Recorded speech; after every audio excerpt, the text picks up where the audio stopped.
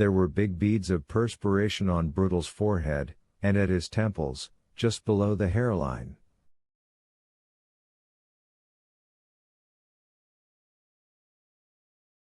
I had never seen him sweat at an execution before. Behind him, Dean looked distracted and as if he was fighting not to lose his supper.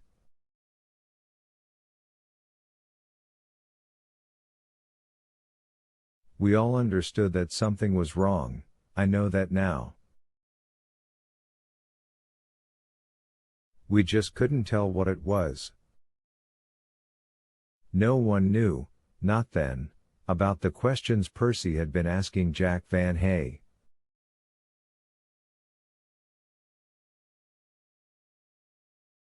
There were a lot of them, but I suspect most were just camouflage.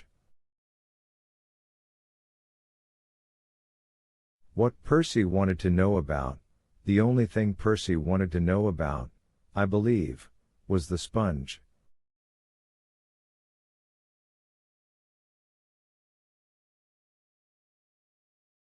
The purpose of the sponge. Why it was soaked in brine and what would happen if it was not soaked in brine. What would happen if the sponge was dry? Percy jammed the cap down on Dell's head. The little man jumped and moaned again, this time louder. Some of the witnesses stirred uneasily on their folding chairs. Dean took a half step forward, meaning to help with the chin strap, and Percy motioned him curtly to step back.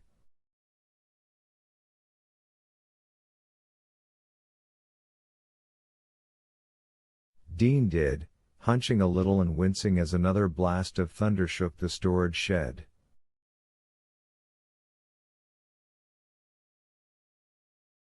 This time it was followed by the first spatters of rain across the roof.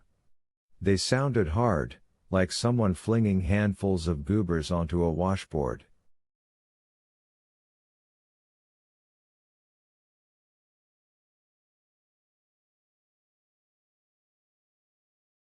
You've heard people say, "My blood ran cold about things," haven't you? Sure. All of us have, but the only time in all my years that I actually felt it happen to me was on that new and thunderstruck morning in October of 1932, at about 10 seconds past midnight.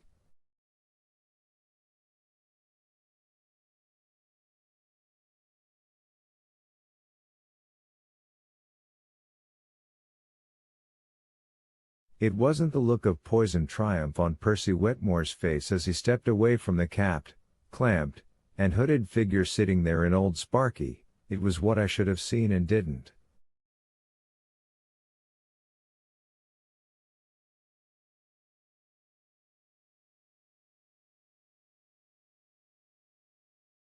There was no water running down Dell's cheeks from out of the cap. That was when I finally got it. Edward Delacroix, Percy was saying, electricity shall now be passed through your body until you are dead, according to state law.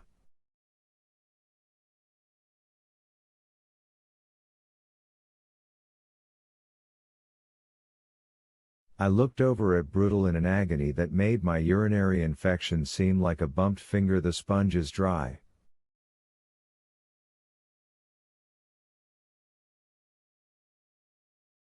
I mouthed at him, but he only shook his head, not understanding, and looked back at the mask over the Frenchman's face, where the man's last few breaths were pulling the black silk in and then blousing it out again.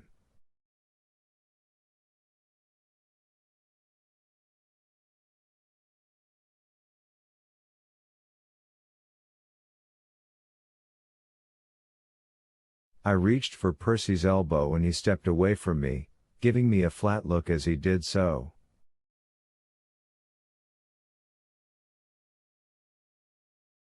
It was only a momentary glance, but it told me everything. Later he would tell his lies and his half-truths, and most would be believed by the people who mattered, but I knew a different story.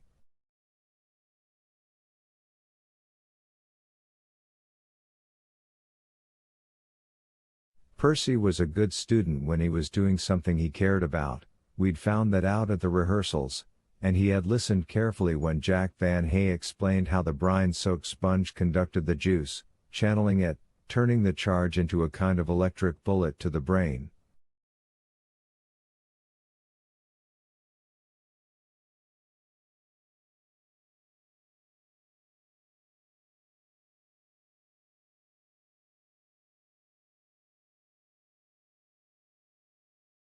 Oh yes, Percy knew exactly what he was doing. I think I believed him later when he said I didn't know how far it would go, but that doesn't even count in the good intentions column, does it? I don't think so.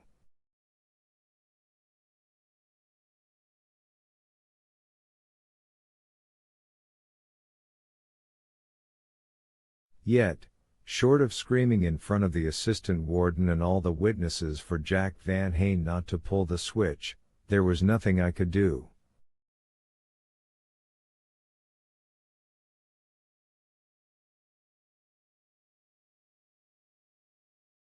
Given another 5 seconds, I think I might have screamed just that, but Percy didn't give me another 5 seconds.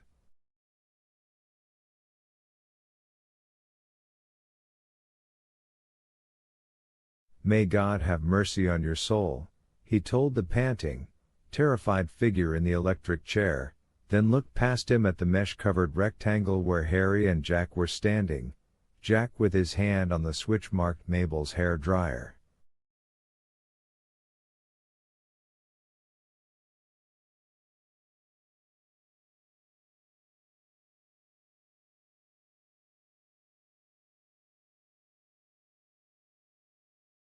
The doctor was standing to the right of that window, eyes fixed on the black bag between his feet, as silent and self-effacing as ever.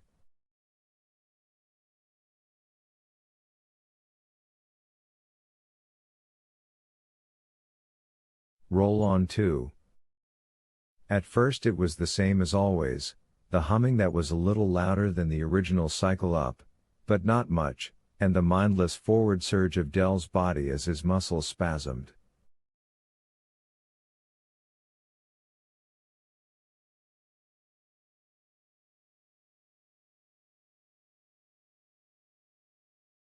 Then things started going wrong. The humming lost its steadiness and began to waver. It was joined by a crackling sound, like cellophane being crinkled. I could smell something horrible that I didn't identify as a mixture of burning hair and organic sponge until I saw blue tendrils of smoke curling out from beneath the edges of the cap.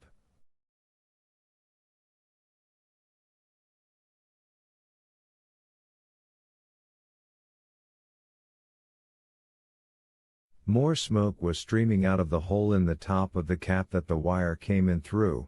It looked like smoke coming out of the hole in an Indian's teepee.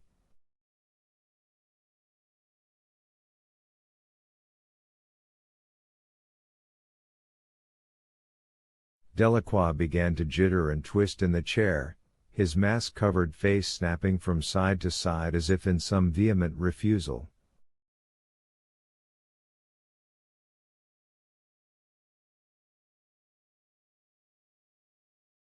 His legs began to piston up and down in short strokes that were hampered by the clamps on his ankles.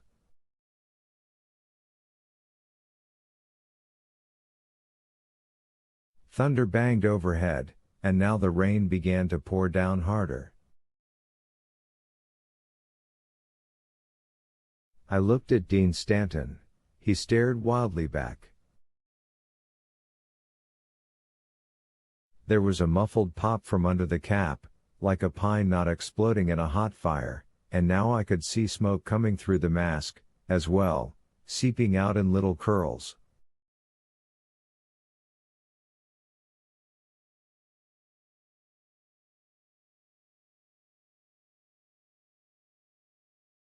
I lunged toward the mesh between us and the switch room, but before I could open my mouth, Brutus Howell seized my elbow.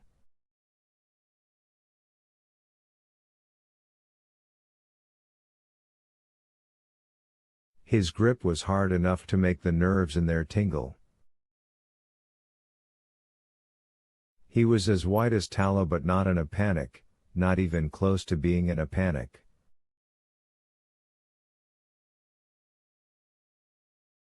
"Don't you tell Jack to stop," he said in a low voice. "Whatever you do, don't tell him that. It's too late to stop." At first, when Dell began to scream, the witnesses didn't hear him. The rain on the tin roof had swelled to a roar, and the thunder was damned near continuous.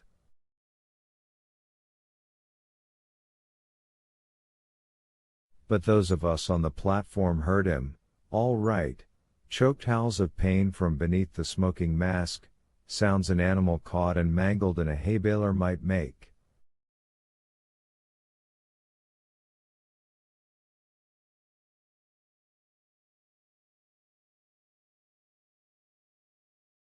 The hum from the cap was ragged and wild now, broken by bursts of what sounded like radio static.